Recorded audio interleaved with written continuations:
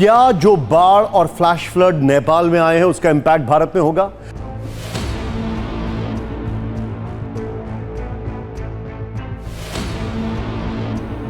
अगले कुछ घंटे बहुत मायने रखते हैं। भारत की जो अलग अलग प्रिपरेशंस हैं वो बहुत ज्यादा हैं। हमारी टीम्स तैयार हैं। थोड़ी देर पहले गृह मंत्री जी ने मुख्यमंत्री बिहार के उनसे बातचीत की है।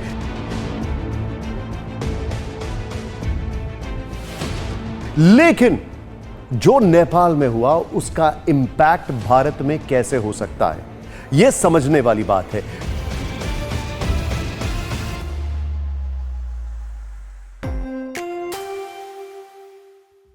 जो नेपाल में हुआ वो चिंताजनक है। उसके पीछे की वजह हम आपको बताने वाले हैं। तिब्बत से अचानक बाढ़ आती है और नेपाल के रुसवा जिले में भारी तबाही मच जाती है। सोचिए, तबाही इस कदर हुई है कि वहां पे गांव के गांव बह गए हैं। यह इंफॉर्मेशन आ रही है। अल जजीरा ने रिपोर्ट किया है कि जिस तरीके से ग्लेशियर, मैं आपको वो रिपोर्ट बताना चाहूंगा। अल जजीरा ने रिपोर्ट किया है, जो क्लाइमेट एक्सपर्ट्स हैं उनका कहना है कि Kathmandu based international centre for integrated mountain development, उनका यह कहना है एवलांच जो आया ग्लेशियर से, उसकी वजह से ये फ्लैश फ्लड्स आए हैं। उनकी जानकारी है लेंडे खोला रिवर जो है, जो कि एक ट्रिब्यूटरी है भोते कोशी रिवर, उसके ऊपर एक फ्लैश फ्लड आया है। वहां पर फ्लड बढ़ते गए और जानकारी आ रही है कि ये 2 बार 14 महीने में, लेंडे खोला जो है वो 2 बार 14 महीने में वो फ्लडेड हो गई थी, ये जानकारी है। लेकिन इस बार क्या फर्क है? इस बार आइस रॉक एवलांच, यानी एक एवलांच आया, ग्लेशियर कहा जा रहा है, उसकी वजह से एक एवलांच आया और फ्लैश फ्लड आया। इंफॉर्मेशन जो और जानकारी हमारे पास आ रही है वो ये बताया जा रहा है कि एक फ्लड पिछले साल भी आया था भोते कोशी रिवर पर, जिसमें 9 लोगों की मौत हो गई थी, कई मिसिंग्स थे। लेकिन इस बार हालात बहुत खराब हैं। नेपाल के जो हालात हैं वो हालात आपको बताने के लिए थोड़ी देर पहले मैंने नेपाल के एक सीनियर जर्नलिस्ट से बातचीत की है। उनका क्या कहना है, आइए देखते हैं। मेरे साथ मनोज जी जुड़ चुके हैं। मनोज जी, स्वागत है आपका, नेपाल से हैं हमारे साथ। मनोज जी, डिजास्टर मैनेजमेंट कैसे किया जा रहा है, क्या तैयारी की और कैसे मैनेज हो रहा है? तो ये आकस्मिक रूप में ये जो तिब्बत से बाढ़ आई, वो बाढ़ आने के बाद हमारा ये रसुआ वंशार बोलते हैं, जहाँ से हम तिब्बत जाते हैं, हमारा वो वहां से सारा हमारा एक 4 जिले प्रभावित हुआ है। एक रसुआ, 2 नुवाकोट और धादिङ और गोरखा, ऐसे 4 जिला प्रभावित हुआ है। और यहाँ पे जो डिजास्टर, जब ये घटना हुई, जब ये सुबह का 9 बजे तक का एक घटना है, जब एक घटना हो गया तो यहाँ का गवर्नमेंट ने, यहाँ का सरकार ने बहुत क्विक एक्शन लिया है। जो यहाँ के अभी सरकार है उसने अपना सारा संयंत्र, सेना, प्रहरी, सशस्त्र प्रहरी, सारे इसके उद्धार में खटाए हैं। अभी हेलीकॉप्टर भी, सेना का हेलीकॉप्टर, प्राइवेट हेलीकॉप्टर सारा खटाए, अभी उद्धार कार्य हो रहा है। इसके अलावा जो नजीक का जगह है, वहाँ का जो हॉस्पिटल है, वहाँ पे भी खाली करके जो बिरामी, वो जो घायते हैं उसके लिए उपचार करने के प्रबंध भी मिला है। अभी नेपाली सेना उसको रेस्क्यू भी कर रहे हैं और वहाँ से बहुत सुरक्षा निकाय रेस्क्यू भी कर रहे हैं। अभी इसमें बहुत सारे हमारा क्षति हुआ है। हमारा 19 पुल ध्वस्त हुआ है। 40 किलोमीटर जो हमारा सड़क है, पक्की सड़क, वो ध्वस्त हुआ है। 13 हाइड्रो पावर ध्वस्त हुआ है। बहुत सारे ध्वस्त हुआ और बहुत धन के क्षति भी हुआ। बहुत लोग इसमें ये बाढ़ से बके जान गुमाए हुए है। अंडरस्टूड। इसका जो इंपैक्ट है वो इंडियन टूरिस्ट पर भी आया है। बताया जा रहा है कि कई इंडियन टूरिस्ट अभी मिसिंग है, ये इंफॉर्मेशन भी आ रही है। लेकिन जैसे जैसे समय बीतता जाएगा, रेस्क्यू ऑपरेशन, रिलीफ ऑपरेशन बहुत मुश्किल होता जाएगा, क्योंकि कई जगह रिपोर्ट किया जा रहा है वहां पर लाइट की कमी है, वहां पर नॉर्मल रिसोर्सेज नहीं है। डिफरेंस क्या है? भारत के पास तैयारी करने का समय है। वहां पर फ्लैश फ्लड आया, वो जो पानी भारत की तरफ आ रहा है, हमारे पास तैयारी का समय है। लेकिन वहां पर अब कोई समय नहीं मिल पाया किसी को भी बचने का, और जो विजुअल्स आ रहे हैं उससे साफ दिखाई दे रहा है। ऐसे में रेस्क्यू ऑपरेशन कैसे होगा? ऐसे में कैसे डिजास्टर मैनेजमेंट होगा? Disaster management expert brigadier Vinod Datta ने हमसे बातचीत में इसकी डिटेलिंग की है। आइए देखते हैं। ब्रिगेडियर विनोद दत्ता हमें यह बताएंगे कि आखिर कैसे इसको मैनेज किया जाएगा in terms of disaster management? Sir, अब मुझे स्टेप बाय स्टेप बताइए कि इसको कैसे मैनेज किया जाएगा। देखिए, सबसे पहले तो ये है कि जब तक ये स्टेबलाइज नहीं होता तब तक कोई भी रेस्क्यू ऑपरेशन करना बिल्कुल मुश्किल है, क्योंकि जब आपका जो सिल्ट है वो उसका जो बहना बंद हो जाएगा या वो स्टेबलाइज हो जाएगा, उसके बाद जो रेस्क्यू टीम्स हैं उनको प्रेस इन किया जाएगा। इसके लिए आपको जो ड्रेजर्स हैं, जो आपको मैनुअल और मैकेनिकल दोनों जो तरीके हैं उनका इस्तेमाल करना पड़ेगा, क्योंकि इसमें कई लोगों के दबे होने की आशंका है।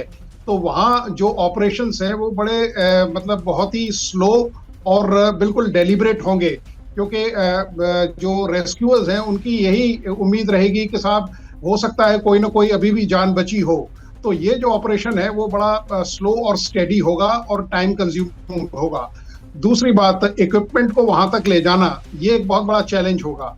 और तीसरी बात, जो वेदर कंडीशंस हैं, जो वेगरीज ऑफ वेदर हैं, वो अलाउ नहीं करेंगे अभी इमीडिएटली। सर, एक बात बताइए, can there be a possibility, brigadier Vinod Datta sir, can there be a possibility कि फिर से कोई फ्लैश फ्लड आ जाए?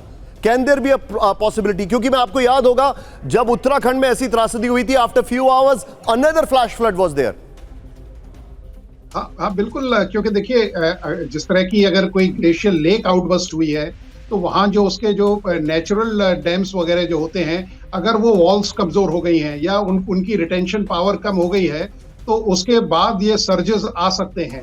तो वही मैंने कहा था कि जब तक ये स्टेबलाइज नहीं होता, जो सिल्ट का जो आना है और जो गाद आ रही है उसको जब तक वो स्टेबलाइज नहीं होगी, तब तक जो रेस्क्यू ऑपरेशंस है उनको प्रेस इन नहीं किया जाएगा।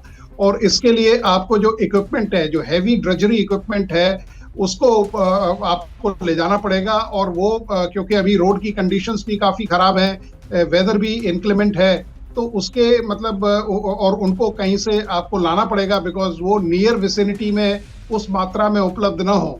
हालांकि भारत इसमें नेपाल की काफी मदद करेगा, क्योंकि जब 2015 का भी जो अर्थक्वेक आया था तब मैं उस समय सर्विस में था एंड मैं ओवरसी कर रहा था उस ऑपरेशन को। तो वहां भी भारत ने काफी मदद की थी, क्योंकि हमारी टीम सबसे पहले पहुंची थी। टर्की में हमारी सबसे पहले टीम पहुंची थी। वेनेजुला में सब्सटेंशियल, हालांकि ज्योग्राफिकल डिस्टेंस काफी था, लेकिन जो सबसे इफेक्टिव टीम थी वो भारतीय सेना की थी। तो भारत ने ऑलरेडी मुझे, क्योंकि मैं सेक्रेटरी डीसीएमजी रहा हूं, तो डीसीएमजी का गठन हो चुका होगा और जो इमदाद नेपाल को देनी होगी वो ऑलरेडी एयरलिफ्ट हो चुकी होगी। Understood sir. एक जो जानकारी हमारे पास आ रही है वो ये है कि तिमूरे बॉर्डर पोस्ट पर जो पुलिसकर्मी थे वो भी लापता हो गए हैं। राहत और बचाव का काम जारी है। शी जिनपिंग, उनका भी इसको लेकर एक स्टेटमेंट आ गया है। सोचिए, चाइना के प्रीमियर, उनका भी स्टेटमेंट आ गया है। लेकिन नेपाल में जो फ्लैश फ्लड्स आए हैं, बताया जा रहा है कि इसमें हेलीपैड बह गया है, कई गांव बह गए हैं, रेस्क्यू हेलीकॉप्टर को वापस लौटना पड़ा है। लेकिन एक इंफॉर्मेशन जो अल जजीरा की तरफ से आई है वो बड़ी हैरान करने वाली है और परेशान करने वाली है। वो इंफॉर्मेशन ये है कि इस वक्त जो वहां पर रिलीफ और रेस्क्यू ऑपरेशन चल रहा है उसमें सबसे बड़ी चुनौती इलेक्ट्रिक सप्लाई जो है वो भी डिसरप्ट हो गई है। नेपाल के जो प्रधानमंत्री हैं बालेंद्र शाह, उन्होंने इमरजेंसी मीटिंग की है। National disaster risk reduction and management authority को कहा है कि इस सिचुएशन का स्टॉक लें और तुरंत इस चुनौती से निपटें। लेकिन इसमें एक्सपर्टीज भारत की बहुत ज्यादा है। भारत का जो डिजास्टर मैनेजमेंट है वो अपने आप में ऐसी सिचुएशंस को हैंडल करने के लिए बहुत वेल इक्विप्ड है और नेपाल में भारत का एक बड़ा रोल हो सकता है इस क्राइसिस में। हमारे एक्सपर्ट जनरल जीडी बख्शी ने इस पर क्या कहा, आइए देखते हैं। सर, ये लोग कैसे मैनेज करेंगे और ये कितना आर्डुअस टास्क है, कितना डिफिकल्ट है, क्योंकि बहुत it's worse than a flash flood. बहुत मिट्टी है, मिट्टी को भी क्लियर करना है, लोगों को भी बचाना है, आप जो नुकसान हुआ है उसकी भी भरपाई करनी है, इवैक्यूएशन भी करना है। आप it's a multi level task. कैसे होगा बख्शी सर ये? नो इट इज ये तो बहुत इनॉर्मस ट्रेजेडी है to have struck Nepal and I am ये देखिए, आपको लोगों को बचाना है जो मलबे में, जो इसके अंदर फंस गए हैं, उनको निकालना है, लोगों को इवैक्यूएट करना है। रोड कई सारी वहाँ से बह गई है, तो वहाँ पहुँचना भी एक प्रॉब्लम होगी।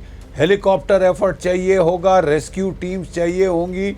I am sure the government of India will also go all out, क्योंकि हमारी स्पेशलिटी है डिज़ास्टर रिलीफ और डिज़ास्टर मैनेजमेंट के अंदर।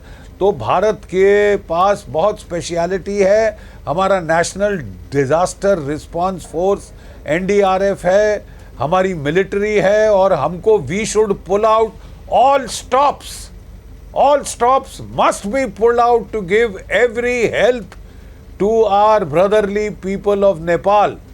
वो हमारे भाई हैं, बहन हैं, वो हमारे हिंदू हैं, उनको हमको हेल्प करना बहुत अनिवार्य है।